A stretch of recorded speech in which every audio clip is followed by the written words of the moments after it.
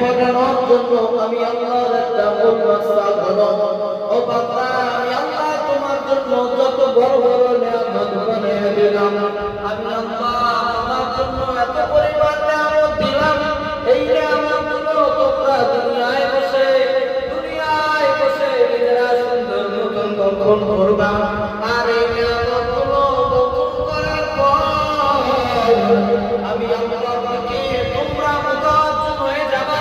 আমি আল্লাহর গুণগান গাইবা আমি আল্লাহর যে হুকুমগুলো আছে সে হুকুমগুলো মেনে নিবা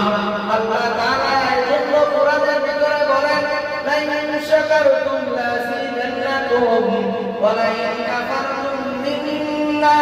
আযাবি শাদীদ আমি আল্লাহ তোমাদের জন্য এত পরিমাণ নিয়ামত বানিয়ে দিলাম আল্লাহ তুমি আমি আল্লাহর নিয়ামতের শুকরিয়া আদায় করো আমি আল্লাহ তোমার জন্য পরিপূর্ণ নিয়ামত আরো বাড়িয়ে দেব আর যদি তুমি এই নিয়ামতের শুকরিয়া আদায় না করো আমি আল্লাহ তোমার জন্য নিয়ামত যেভাবে সিনা নিয়ে যাব আমি আল্লাহ এর বিনিময়ে তোমার জন্য জান্নাতটাকেও নির্ধারিত করে দেব